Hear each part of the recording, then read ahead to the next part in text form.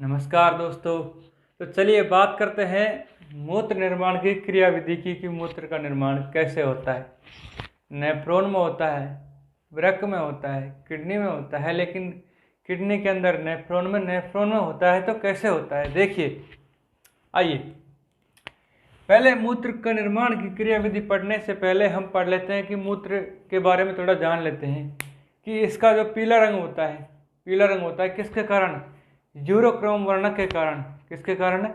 Urochrome वर्णक के कारण। यूरोक्रोम कहाँ से बनता है? हीमोग्लोबिन जब टूटता है तो यूरोक्रोम बनता है। क्या बनता है? यूरोक्रोम। जब हीमोग्लोबिन टूटता है तो इसके टूटने से बनता है यूरोक्रोम। और यूरोक्रोम के कारण क्या होता है? ये मूत्र का रंग पीला होता है। अब आइए दोस्तों आगे बात करते हैं इसकी कि मानव का मुख्य उत्सर्जी अंग क्या है? किडनी। त्वचा भी देखो, त्वचा है, फेफड़े है कि नहीं है? अब त्वचा किसका करती है? त्वचा में पाई जाती है सीबेशियस ग्लैंड। क्या पाई जाती है? सीबेशियस ग्लैंड, जो क्या करती है? तो श्लेष्मा का श्रावण करती है, म्यूकस का श्रावण करती है। और एक पाई जाती है पसीना ग्रंथि, स्वेट ग्लैंड। पसीना ग्रंथि जो भी किसका श्रावण करती है? पसीने का है तो उत्सर्जी पदार्थ ही तो श्रावण करे तो उत्सर्जी अंग हुआ ना। फेफड़े किसका करता है? CO2 का। किसका? CO2 का उत्सर्जन करता है तो उत्सर्जी अंगी। लेकिन मुख्य उत्सर्जी अंग पूछा जाए कि त्वचा, फेफड़े और किडनी में, किसमें? किडनी में मुख्य उत्सर्जी अंग कौन है? तो मुख्य उत्सर्जी अंग कौन कहेंगे? किसको कहेंगे? किडनी को। किसको कहेंगे? किडनी को, वृक्क को। सर्वाधिक उत्सर्जन किसके द्वारा? किडनी के द्वारा। तो मुख्य अंग कौन सा हुआ? किडनी हुआ। कौन सा हुआ? किडनी हुआ। अब देखो बात करें किसकी? रक्त का फिल्ट्रेशन, निस्यंद। एक दिन में कितना?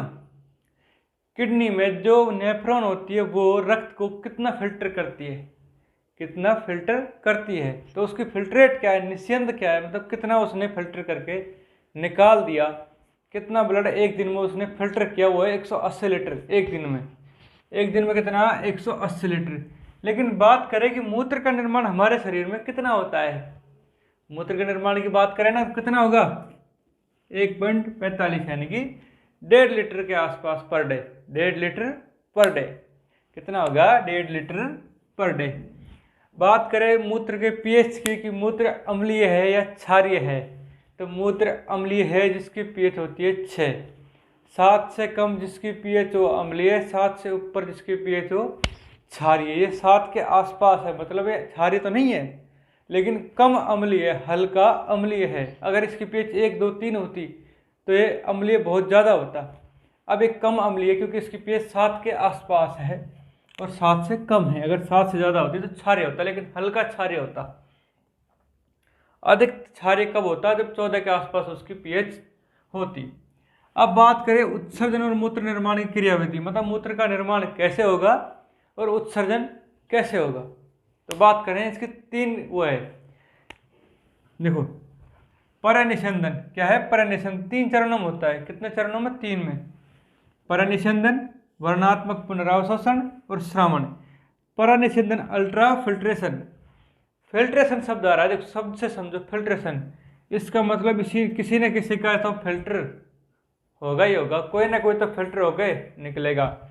अगला सेलेक्टिव रीएब्जॉर्प्शन, मतलब पुनः अवशोषण होगा किसी चीज़ का। किसी न किसी का तो पुनः अवशोषण होगा, लेकिन सेलेक्टिव का होगा। ये नहीं किसी को भी ले लिया, सेलेक्टिव चीज़ का वापस से क्या होगा? रीएब्जॉर्प्शन यानी कि पुनः अवशोषण, सिक्रेशन।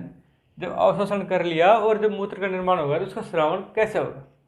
तो हम पहले चरण की बात करेंगे अल्ट्रा फिल्ट्रेशन की, जो कहाँ होता है? कहाँ होता है? ये होता है मेलपिगियन बॉडी में। कहाँ होता है? Malpighian body. मेलपिगियन बॉडी क्या? ये है कैप्सूल। क्या है? कैप्सूल यानी कि संपुट। और इसमें एक नली आती है रक्त की, एक जाती है आती है जिसे कहते हैं एफेरेंट एट्रियोल। Efferent arteriole. और जाती है जिसे कहते हैं इफेरेंट आर्ट्रियोल। ए से आई और ई से गई, यानी ए से A B C D E, तो बी सी ई डी यहाँ हुआ, कुछ हुआ, जो क्या हुआ, लेकिन ए से आई और ई से गई। लेकर जाने वाली ई फेरेंट, लेकर आने वाली ए फेरेंट, आएगी तभी तो जाएगी, ब्लड लेकर आएगी तभी तो ब्लड लेकर जाएगी। ठीक है, तो यहाँ क्या बना, ग्लोमेरुलस, क्या बना, ग्लोमेरुलस। ठीक है दोस्तों, ग्लोमेरुलस किसने बनाया, एफेरेंट एट्रियोल ने, धमनिका ने, रुधिर केशिका ने यहाँ बहुत सारे विभाजित हो गई, बहुत सारे उसमें, इसमें बारीक बारीक छिद्र होते हैं, जिससे क्या होता है, यूरिया यहाँ निकल जाता है, किसमें, कैप्सूल में। कहाँ निकल जाता है, कैप्सूल में निकल जाता है। और ग्लोमेरुलस का निर्माण कौन किया, एफेरेंट एट्रियोल ने, और इसमें बारीक बारीक छिद्र होते हैं, इससे यूरिया और अपशिष्ट पदार्थ, अन्य नाइट्रोजन अपशिष्ट पदार्थ कहाँ आ जाते हैं, कैप्सूल में, और लेकर शुद्ध रक्त लेकर कौन चली जाती है, फिर यहाँ से इफेरेंट एट्रियोल, कौन लेकर चली जाती है, इफेरेंट एट्रियोल। अब बात करें कि यहाँ से यहाँ नाइट्रोजन अपशिष्ट पदार्थ यूरिया क्यों आए, कोई तो कारण रहा होगा कि यहाँ से छनकर यहाँ आए। यहाँ कारण था प्रेशर का, किसका, प्रेशर का। प्रेशर की बात करें तो जो रुधिर केशिकाओं में जो प्रेशर होता है, रुधिर केशिकाओं में जो प्रेशर होता है वो होता है 70 mm ऑफ Hg। इस प्रेशर को बोला जाता है GHP, ग्लोमेरुलर हाइड्रोस्टेटिक प्रेशर। यानी जो ग्लोमेरुलस में जो प्रेशर है, ग्लोमेरुलस में जो प्रेशर है वो कितना है, 70 mm ऑफ Hg। लेकिन इसमें से कुछ पदार्थ छनकर कहाँ जाते हैं, कैप्सूल, बोमेन संपुट में। ये बोमेन कैप्सूल है, बोमेन संपुट है, इसमें छनकर आ गए। लेकिन इसमें ग्लूकोज भी छनकर आया, अमीनो अम्ल भी छनकर आया, विटामिन भी छनकर आए, यूरिया तो छनकर आया ही आया, नाइट्रोजन अपशिष्ट भी छनकर आए। लेकिन अब हुआ क्या, इन्होंने क्या किया, जो छनकर आए पदार्थ ये कोलोइड पदार्थ बन गए, और इन्होंने वापस प्रेशर लगाया, किस पे, रुधिर केशिकाओं पे वापस प्रेशर लगाया, कैप्सूल मारने के बाद वापस से प्रेशर लगाया। तो देखो इसको बोलते हैं बी कोप, ब्लड कोलोइडी ऑस्मोटिक प्रेशर।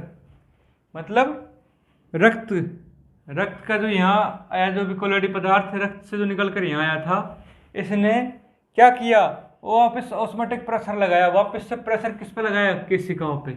और ये कितना था, 30 mm ऑफ Hg। देखो बी को वापस से लगाया गया, यानी कि ब्लड कोलोइडी ऑस्मोटिक प्रेशर। और ये था ग्लोमेरुलर हाइड्रोस्टेटिक प्रेशर, यानी GHP। GHP किसने लगाया, इसकी केशिकाओं ने, वापस से कोलोइडी पदार्थों ने किस पे लगाया, केशिकाओं पे। एक और प्रेशर है CHP, capsular hydrostatic pressure. Capsule ने, यानी कि बोमेन संपुट में उपस्थित पदार्थ जो पहले से ही थे, उन्होंने जो वापस से प्रेशर लगाया वो कितना था, 20 mmHg। उसको बोलते हैं CHP, मतलब कैप्सुलर हाइड्रोस्टेटिक प्रेशर। इसने कितना लगाया, 20 mmHg।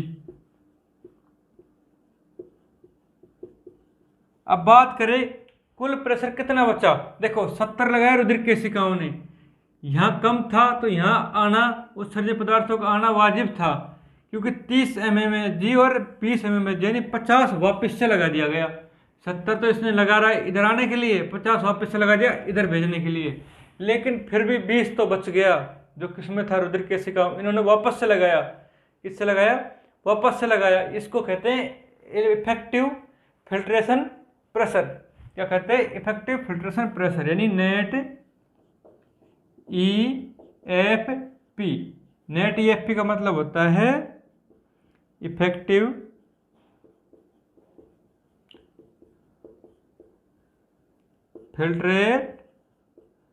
Filtration pressure. क्या, इफेक्टिव फिल्ट्रेशन प्रेशर। ये कितना था भाई, 70 तो केशिकाओं ने लगाया, अब वापस घटा दो इसमें से, जो वापस इस पे लगा दिया गया केशिकाओं पे, ये लगा दिया गया और ये लगा दिया गया, तो कितना बचा, 20 mmHg। Of Hg। ये प्रेशर क्या करेगा, यूरिया अन्य ग्लूकोज एमिनो अम्ल विटामिन को वापस से किस में धकेल देगा, प्रेशर था ना तो इसमें धकेल देगा। तो प्रेशर जिसका ज़्यादा वो ज़्यादा धकेलेगा, तो प्रेशर इसका अभी भी ज़्यादा है, 20 mm ऑफ Hg ज़्यादा है, तो वापस से धकेलेगा कैप्सुलर में।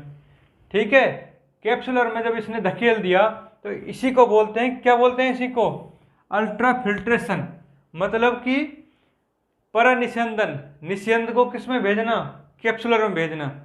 केशिकाओं द्वारा, ये केशिकाएं थी, इनके द्वारा अपशिष्ट पदार्थों को और आवश्यक पदार्थ जो चले जाते हैं छिद्रों के द्वारा, उनको किस में भेजना, कैप्सूल में भेजना। बोमेन कैप्सूल में भेजना ही क्या है, अल्ट्रा फिल्ट्रेशन, परनिस्यंदन। अल्ट्रा फिल्ट्रेशन के बाद आता है दूसरा चरण, वह है क्या, सेलेक्टिव रीएब्जॉर्प्शन। इसका मतलब क्या है, पुनर्अवशोषण। किसका, वर्णनात्मक मतलब सेलेक्टिव चीज़ों का वापस से पुनर्अवशोषण करना। क्यों, ऐसे क्या आ गया जिसका पुनर्अवशोषण करना पड़ गया। भाई जो ये है था, क्या था, एक कैप्सूल था, बोमेन कैप्सूल था कि नहीं था, और ये क्या था, ग्लोमेरुलस था। अब इससे छानकर अल्ट्रा फिल्ट्रेशन के द्वारा किस में आ गए सब, बोमेन कैप्सूल में। बोमेन कैप्सूल से कहाँ, पीसीटी में। किस में, पीसीटी में। लेकिन छानकर कितना परसेंट भागा जाता है, रुधिर का, जो यहाँ से रुधिर लेकर आती है वाहिनियाँ, केशिकाएँ, यहाँ जो रुधिर लेकर आती है उसका 95% प्लाज्मा छानकर कहाँ जाता है, बोमेन कैप्सूल में। अब बोमेन कैप्सूल में जब आ जाता है तो मूत्र का निर्माण सिर्फ 0.8%, 0.8% ही मूत्र का निर्माण होता है। इस प्लाज्मा से 0.8% ही मूत्र का निर्माण होता है 95% के। अब देखो तो फिर गया कहाँ 95%।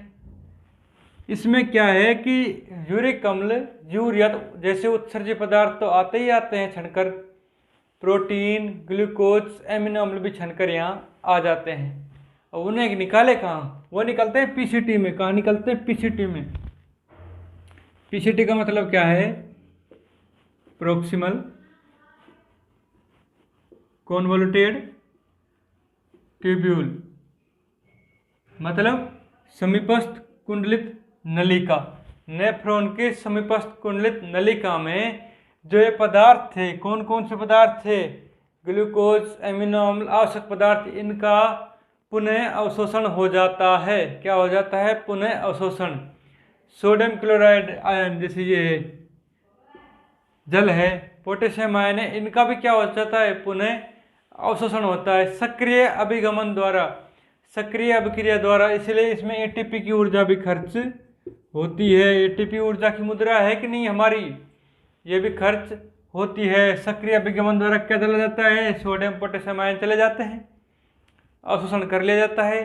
जल का अवशोषण कर लिया जाता है, पोटेशियम आयनों का कर लिया जाता है, एमिनो अम्ल ग्लूकोज का कर लिया जाता है। लेकिन फिर भी अगर कुछ मात्रा में बच जाए, उसके बाद कुछ मात्रा में जो बच गए, जो कहाँ जाएगा, हेनले लूप में। लेकिन पीसीटी में पहले हुआ क्या क्या, देखो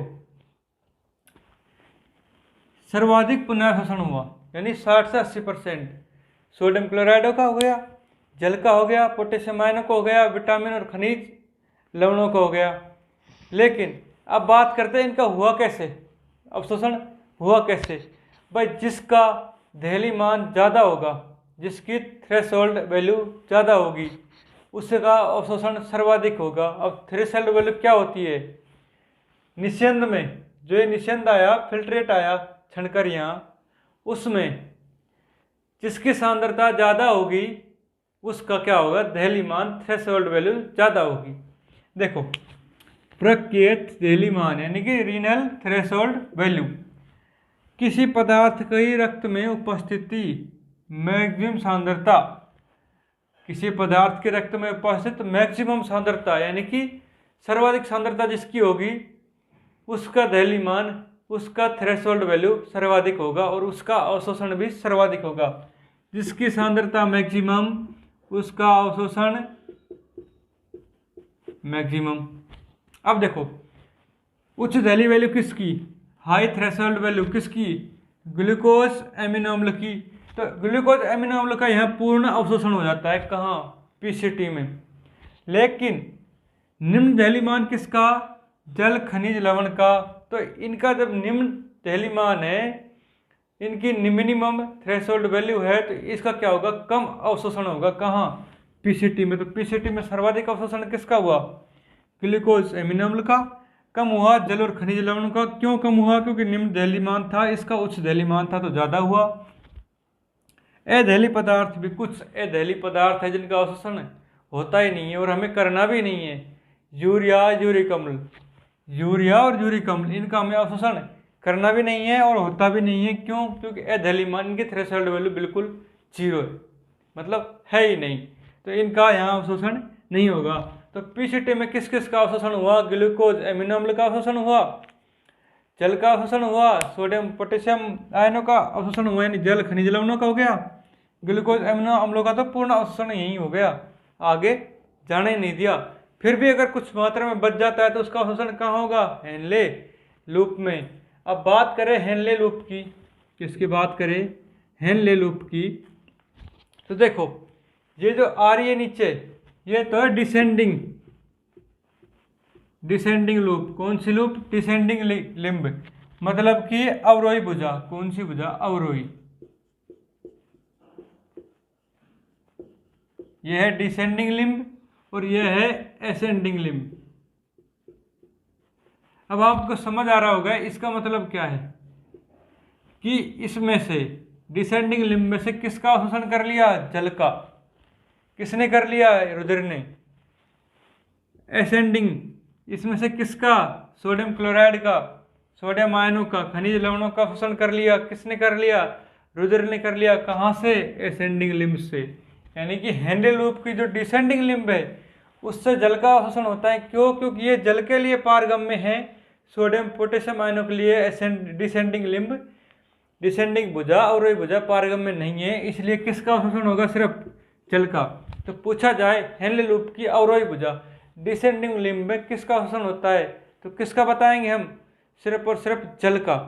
अब बात करें एसेंडिंग की, आरोही की, किसकी बात करें, आरोही की। तो आरोही में सोडियम और पोटेशियम में और कैल्शियम आयनों का, सोडियम पोटेशियम और क्लोरीन आयनों का क्या होगा, इनका क्या होगा, अवशोषण होगा। कहाँ, रुधिर में। किससे, एसेंडिंग लिम्ब से। किससे, एसेंडिंग लिम्ब से। तो ये क्या हुई, खनिज लवणों के लिए, खनिज आयनों के लिए क्या हुई, पारगम्य हुई और जल के लिए अपारगम्य हुई। लेकिन देखो अगर यहाँ से जल निकल गया, इस निस्यंद में से जल निकल गया, तो इसकी सांद्रता ज़्यादा हुई कि नहीं, निस्यंद की। जल निकल गया, सांद्रता इसकी ज़्यादा हो गई, सांद्रता ज़्यादा हुई तो ये क्या हो गया, हाइपरटोनिक हो गया। क्या हो गया, हाइपरटोनिक। निस्यंद क्या हो गया, हाइपरटोनिक, मतलब इसकी सांद्रता निस्यंद की इसमें ज़्यादा है, जल कम है, सांद्रता ज़्यादा, जल ज़्यादा सांद्रता कम है। अब देखो यहाँ से आगे गए एसेंडिंग में, तो इसने आयन तो निकाल दिए, जल बच गए। अब जल ज़्यादा है तो सांद्रता क्या होगी, कम होगी, तो उसको बोलते हैं हाइपोटोनिक। तो एसेंडिंग लिम्ब क्या होगी, हाइपोटोनिक। पूछा जाए डिसेंडिंग लिम्ब में, डिसेंडिंग लिम्ब में निस्यंद कैसा होता है, हाइपरटोनिक या हाइपोटोनिक। तो हाइपो नहीं, हाइपरटोनिक, ज़्यादा होती है, ये सांद्रता ज़्यादा होती है। अब बता एसेंडिंग लिम्ब की, सोडियम और पोटेशियम आयन, क्लोरीन आयन निकल जाते हैं, तो इसकी सांद्रता क्या हो जाती है, कम हो जाती है, कम हो जाती है। तो ये क्या होगी, हाइपोटोनिक होगी। क्या होगी, हाइपोटोनिक होगी। अब यहाँ से कहाँ जाएंगे, डीसीटी में। कहाँ जाएंगे, डीसीटी में। डीसीटी का मतलब डिस्टल कॉन्वोल्यूटेड ट्यूब्यूल। क्या, डिस्टल कॉन्वोल्यूटेड ट्यूब्यूल। अब बात करें देखो डीसीटी की, तो डीसीटी सबके लिए पारगम्य है, सबके लिए मतलब आयनों के लिए भी, जल के लिए भी पारगम्य है, लेकिन कम मात्रा में। जल के लिए ज़्यादा मात्रा में है, मतलब 19% जल का अवशोषण कहाँ हो जाता है, डीसीटी में। कहाँ हो जाता है, डीसीटी में। और सोडियम क्लोराइड आयनों के लिए भी पारगम्य है। अब बात करें किसकी, संग्रह नलिका की, यह है कलेक्टिव डक्ट यानी कि संग्रह नलिका। अगर संग्रह नलिका की हम बात करें तो इसमें जल का अवशोषण सर्वाधिक होता है। क्या होता है? जल का अवशोषण सर्वाधिक कहाँ होता है? संग्रह नलिका। मतलब यह जितना भी जल है सब निकाल लेंगे लगभग। जितना एक्स्ट्रा होगा, जिसमें उत्सर्जक पदार्थ मिले होंगे, यूरिया मिला होगा, उतना ही कहाँ निकाला जाएगा? मूत्र के द्वारा बाहर निकाला जाएगा। बाकी जल का अवशोषण यहाँ वापस से कर लिया जाता है। तो सर्वाधिक जल का अवशोषण कहाँ होगा? कलेक्टिव डक्ट में। कहाँ होगा? संग्रह नलिका यानी कलेक्टिव डक्ट में। लेकिन इसका जो अंतिम भाग है, किसका? कलेक्टिव डक्ट का, इससे कुछ मात्रा में यूरिया निकल जाता है। कुछ मात्रा में यूरिया के लिए क्या है? ये पारगम्य है। क्यों है?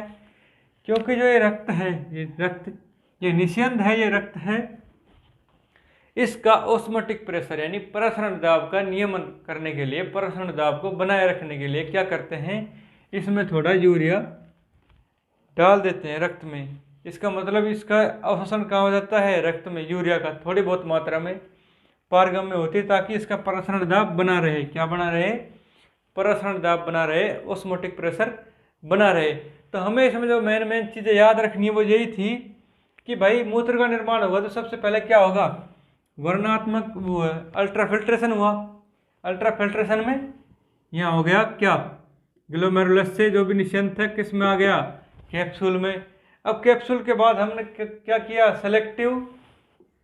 सेलेक्टिव रीअब्जॉर्प्शन मतलब वर्णात्मक पुनर्अवशोषण। इसका क्या मतलब है? इसका मतलब ये है कि इसमें जो चीज़ सेलेक्टिव करके निकालनी है बाहर, क्या करना है? अवशोषण करना है सेलेक्टिव करके। तो पीसीटी में किया। पीसीटी में किस किस का अवशोषण हुआ? डिसेंडिंग लिम्ब में किसका हुआ? एसेंडिंग लिम्ब में किसका हुआ? डीसीटी में किसका हुआ? संग्रह नलिका में किसका हुआ? ये याद रखना है, बस इतना ही याद रखना है। ये हो जाता है मूत्र निर्माण की प्रक्रिया। अब इसमें थर्ड बचता है क्या? श्रावण, सिक्रेशन। क्या बचता है? श्रावण और सिक्रेशन। देखो हमने पढ़ा अल्ट्राफिल्ट्रेशन, पढ़ा सेलेक्टिव रीअब्जॉर्प्शन, पढ़ा। अब पढ़ेंगे क्या? सिक्रेशन। क्या पढ़ेंगे?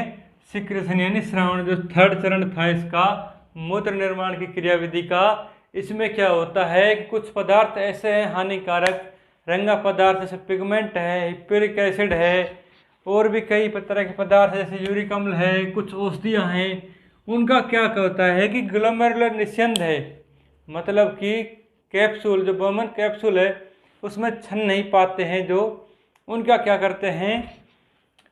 पीसीटी, डीसीटी और हेनले ये क्या करते हैं? उनका सक्रिय अभिगमन द्वारा यानी कि सक्रिय ट्रांसपोर्ट के द्वारा, सक्रिय अभिक्रिया के द्वारा, जिसमें एटीपी की ऊर्जा खर्च होती हो, उसके द्वारा इनको कहाँ डाल देते हैं? वृक्क के नलिकाओं में। कहाँ डाल देते हैं? वृक्क के नलिकाओं में। जिससे क्या होता है? इसे क्या बोलते हैं? नलिकीय श्रवण। क्योंकि कहाँ डाला? नलिकाओं में, तो नलिकीय श्रवण। तो श्रवण का मतलब क्या हुआ? कुछ ऐसे पदार्थ हानिकारक थे जिनको कहाँ डाल दिया? वृक्क नलिकाओं में। जैसे कहाँ निकल जाए? बाहर निकल जाए। कहाँ निकल जाए? बाहर निकल जाए मूत्र के स्वाद। ठीक है दोस्तों।